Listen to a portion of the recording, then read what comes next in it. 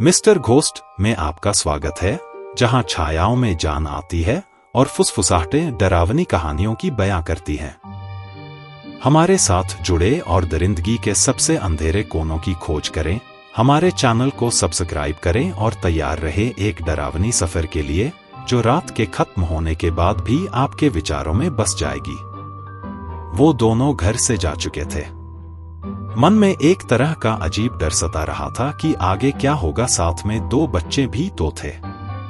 ये मैंने क्या कर दिया, अब क्या करूं? कहीं कुछ हो न जाए। ये सब सोचते हुए लखन बस से नीचे अपने बीबी बच्चे के साथ उतरा और आगे बढ़ता गया। वो अपनी बीबी ललिता के घर पहुंच गया था, जहां सिर्फ ललिता की मां अकेली रहती थी। वह पहुंचकर लखन ने राहत की सांस ली और अपनी बीबी के कान में कुछ फुसफुसाया। अब रात हो चुकी थी। बच्चे खाना खाकर अपनी नानी के पास सो गए। ललिता और लखन अपने कमरे में सो रहे थे। इतने में ललिता के कान में कुछ आवाज सुनाई दी। वो हड़बड़ा के उठी और बाहर निकलकर देखने लगी। उसके हाथ में एक नीले रंग की टॉर्च थी। इतने में ललिता की चीख लखन कानों में पड़ी। लखन बौखलाकर उठा, देखा तो ललिता कमरे में नहीं थी, टॉर्च भी गायब थी। वो डर गया और बाहर भागा। बाहर सुनसान अंधेरा वीरान सा एक खंडहर था और उस खंडहर से थोड़ी दूर कब्रिस्तान था। वो अंदर गया और एक चांदी का उठा कर लाया, जो तांत्रिक द्वारा अभिमंत्रित था, और कब्रिस्तान पहुंच गया, जहां उसकी पत्नी एक कब्र में पड़ी थी। उसका कमर से नीचे का शरीर कब्र के अंदर था और ऊपर का बाहर, आंखें बंद थी।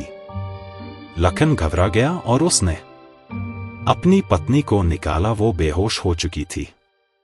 काफी कुछ प्रयास के बाद भी होश में नहीं आ रही थी। फिर लखन ने वो जो कि चांदी का था ललिता के माथे पर रखा, और रखते ही ललिता ने आंखें खोली और चिल्लाते हुए बोली, वो वापस आ गया है। इतना सुनकर लखन तिलमिला गया और अतीत के अंधेरे में खो गया। 7 साल पहले लखन की शादी को कुछ ही दिन बचे थे। वो बहुत उत्तेजित था अपनी शादी को लेकर। उधर ललिता पीतम से प्यार करती थी, या यूं कहो अपनी जरूरत के लिए पीतम से प्यार का नाटक कर रही थी। लेकिन पीतम वास्तव में ललिता के प्यार में था और उसकी शादी को लेकर काफी परेशान था। पीतम ने कई बार ललिता से शादी करने को कहा, लेकिन ललिता ने यह कहकर टाल दिया कि वो शादी के बाद भी उसकी रहेगी। पीतम मायूस हो जाता, क्योंकि वो ललिता को बेहद पसंद करता था। ललिता किसी और से शादी करे, पीतम कभी नहीं चाहता था। इसीलिए उसने अपने माता पिता से ललिता के परिवार वालों से बात करने को कहा। जब ललिता के माँ पापा से बात हुई तो ललिता ने पीतम से शादी के लिए साफ मना कर दिया। जब पीतम के पिता ने पीतम से ये कहा तो उसके पैरों तले जमीन खिसक गई और वो भागता हुआ ललिता के पास पहुंचा। तो ललिता ने सब साफ बता दिया कि किस तरह वो पीतम का इस्तेमाल कर रही थी।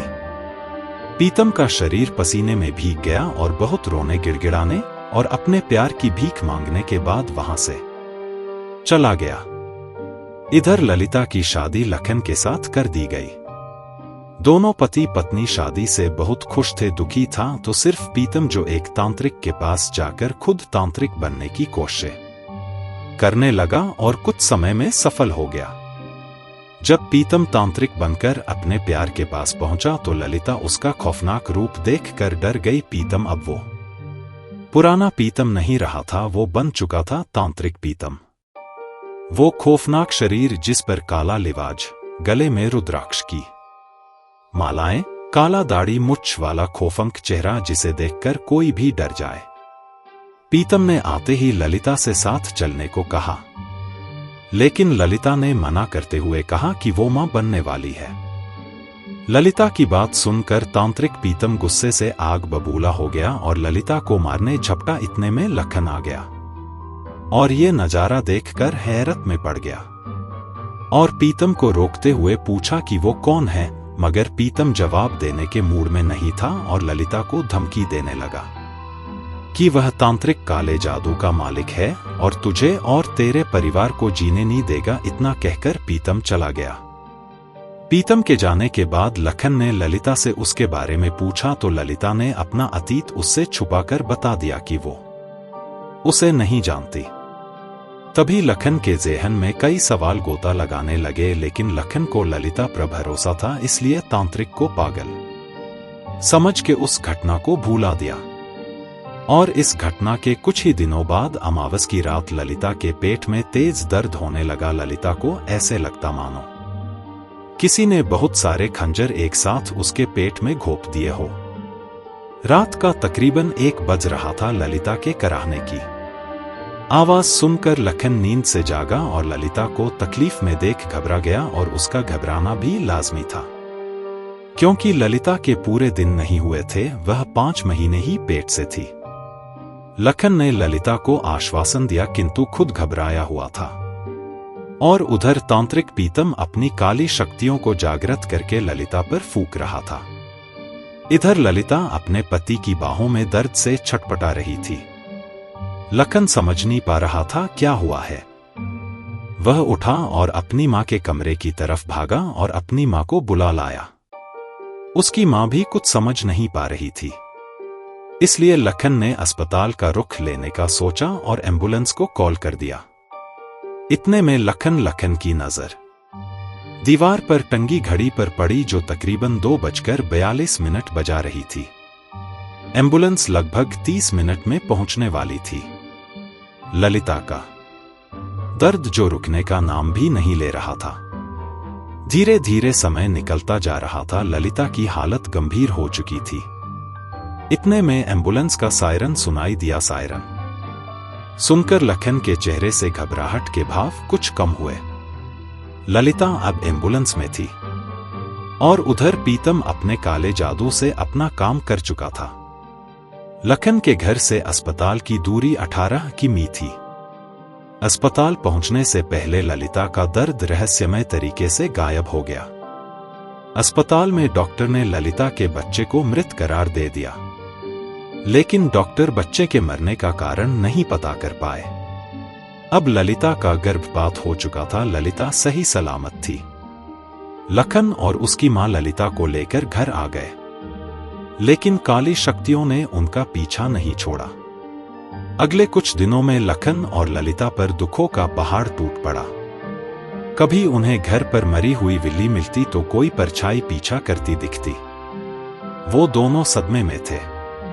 आखिर क्या हो रहा है उनके साथ, ये सब लखन की समझ से बाहर था। लेकिन ललिता अनजान नहीं थी।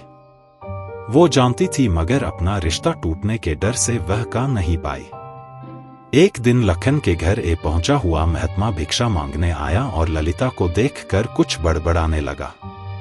कहने लगा, वो नहीं छोड़ेगा, तुम बाप नहीं बन सकते जब तक वो है। ये सुनकर लखन घबरा गया और साधु से पूछने लगा वो किस बारे में बात कर रहे हैं।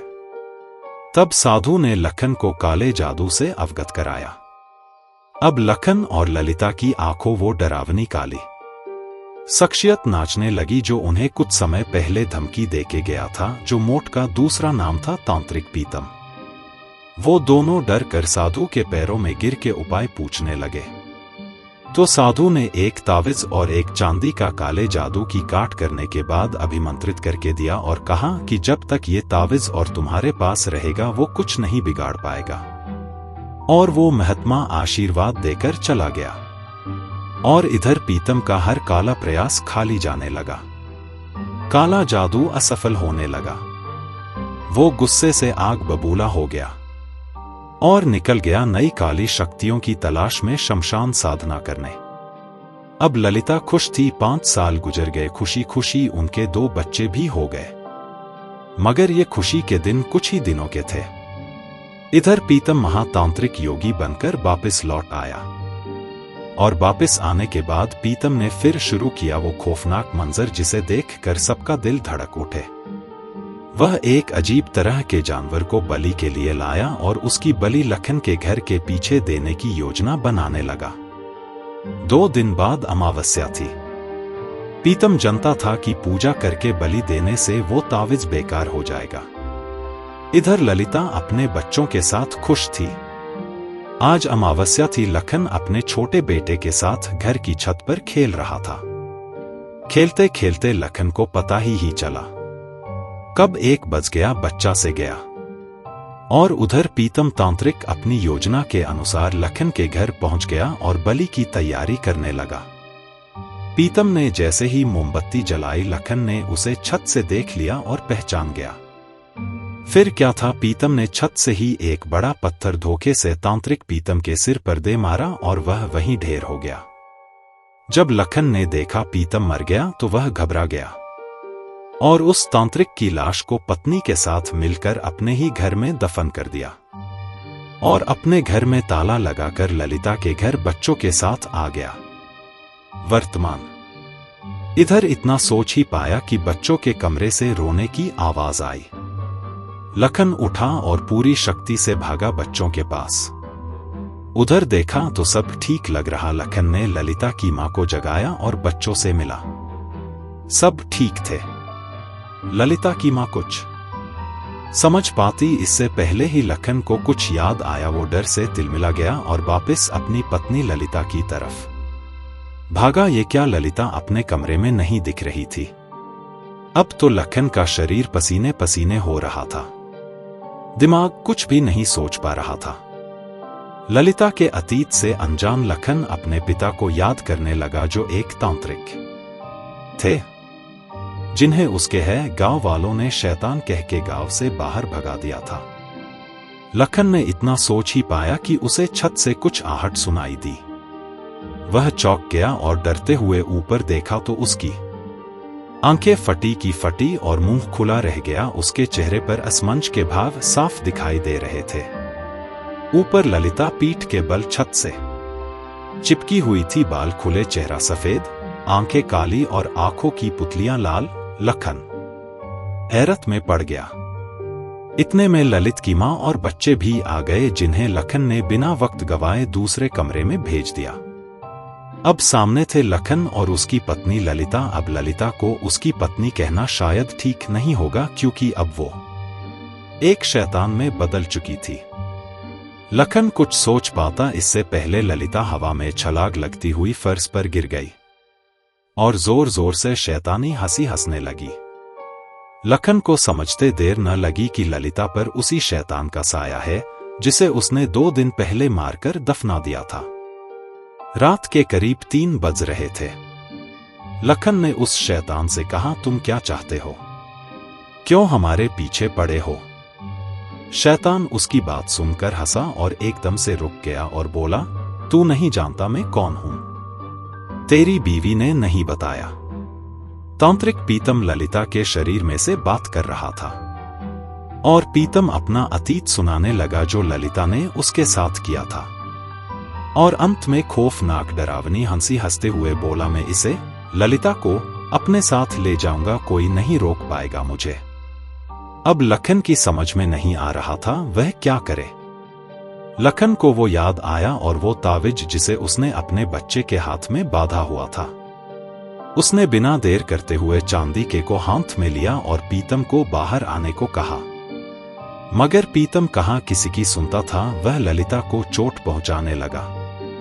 लखन दौड़ा और धोखे से ललिता के गले में बांध दिया। तिलमिला उठा शैतान और काले धुएं के रूप में ललिता के शरीर से बाहर आया और खिड़की के रास्ते बाहर चला गया। लखन को लगा सब ठीक हो गया, लेकिन उस शैतान ने उसका पीछा नहीं छोड़ा। अब सुबह होने को थी। ललिता बेहोश थी। ललिता की मां और बच्चे भी ठीक थे। सुबह लखन ने ललिता की मां को सब बताया। वो घबरा गई और गांव के पंडित को बुला लाई। पंडित ने पूरा मसला समझा और लखन को लेकर मंदिर के स्टोर रूम में गया, जहां बड़ी बड़ी तमाम प्रकार की प्राचीन किताबें रखी थी। पंडित ने एक मोटी किताब उठाई और उसे खोलकर कुछ पढ़ने लगा। करीब 1 घंटा पढ़ने के बाद पंडित ने लखन से कहा, तुम्हें वापस वहीं जाना होगा जहां तुमने तांत्रिक का लाश को दफनाया है, और वह जाकर उस लाश का अंतिम संस्कार करना होगा। तब जाकर उसकी आत्मा को शांति मिलेगी। परंतु ये काम इतना आसान नहीं है जितना तुम समझ रहे हो। वह एक तांत्रिक की आत्मा है जो प्रेतात्मा बन गई है उसे जलाना आसान नहीं होगा, उसके लिए तुम्हें मानो मौत से लड़ना होगा, तुम्हें तैयारी करनी होगी। पंडित अपनी बात कहता गया और लखन एकटक ध्यान से सुन रहा था। अब लखन के पास एक रास्ता था अपनी समस्या के समाधान का। उसके मन में एक उम्मीद की किरण अपनी रोशनी बिखेर चुकी थी। लखन को डर भी लग रहा था कि जाने क्या होने वाला था। इतने में पंडित मंदिर के अंदर से एक पतली सी किताब लेकर आया जिसमें कुछ मंत्र लिखे थे और लखन को देते हुए कहा कि मेरा एक शिष्य तुम्हारे साथ मदद के लिए जाएगा। पंडित ने एक हट्टे कट्टे आदमी की तरफ इशारा करते हुए कहा, हरि तुम भी साथ जाओ। ललिता और बच्चों को मंदिर में छोड़कर हरि और लखन जाने लगे। पंडित ने ललिता को होश में लाया। अब लखन निकल चुका था मौत के सफर पर। करीब शाम हो चुकी थी, दोनों बस में थे। लखन और हरि करीब रात 8 बजे अपने गांव पहुंचे, जहां लखन का घर था। लखन घर में गया, ताला खोला और सामने का नजारा देखकर हक्का बक्का रह गया। उसके के पैरों तले जमीन खिसक गई। सामने का नजारा मानो चीख चीख कर कह रहा हो, लखन वापस चला जा, तुझे कुछ नहीं मिलेगा। और सच में कमरे में कुछ था भी नहीं सिवाय एक खाली गड्ढे के जिसमें लखन ने तांत्रिक की लाश को दफनाया था। मगर लाश तो रहस्यमय तरीके से गायब थी। कहा गया होगा तांत्रिक का मृत शरीर। कौन ले गया? ताला तो लगा था, क्या कोई तांत्रिक की मदद कर रहा था? तभी लखन खाली कमरे को देखकर हक्का बक्का रह जाता है और अपने साथी पंडित से घबराते हुए कहता है कि अब क्या करे। अब वो पंडित सोचने लगता है क्या किया जाए। इतने में पंडित को कुछ सूझता है और वो एक पीला नींबू निकाल के सिंदूर से अभिमंत्रित करके उस गड्ढे में रख देता है जिसमें तंत्रिक पीतम की लाश को लखन ने दफनाया था। नींबू ने अपना कमाल दिखाया और हवा में तैरता हुआ जंगलों की तरफ जाने लगा। लखन और पंडित भी उसी ओर भागे। ये क्या घने जंगल में एक उजाड़ घर था जहां अजीब सी दुर्गंध थी और अजीब तरह के जानवर आवाज के रहे थे, एक डरावनी आवाज। यह सब देखकर लखन घबराया, पर बीबी बच्चे याद आ गए। इस मकान से कुछ आवाजें आ रही थी जैसे कोई बड़ा हवन कर रहा हो। दोनों थोड़ा नजदीक गए। अंदर का नजारा देखकर दोनों बुरी तरह बौखला गए। अंदर वो ही पीतम की लाश मिट्टी से लथपथ पड़ी थी और उसके ठीक बगल में बैठा था एक अधेड़ तंत्रिक जिसकी उम्र लगभग 45 या 50 होगी, जिसकी देखकर लखन के मुंह से फूट पड़ा। पिताजी? हाँ, वो तंत्रिक और कोई नहीं लखन का बाप था, जिसको उसके गांव वालों ने शैतान कहकर गांव से भगा दिया था और वही साधना के लिए पीतम की लाश को निकाल कर लाया था। उन दोनों को देखकर तंत्रिक तिलमिला गया और कहने लगा कि तुम वही हो जाने मेरे चेले को मारा है, अब हम तुझे नहीं छोड़ेंगे। इतने में लखन ने फिर रोते हुए पुकारा, पिताजी मैं हूं आपका लखन। इतना सुनते ही तंत्रिक की आंखों में आंसू आ गए और लखन को गले से लगाकर कहा, लखन मेरे बेटे तू चिंता मत कर, इस पीतम के बच्चे से तो मैं निपटता हूं।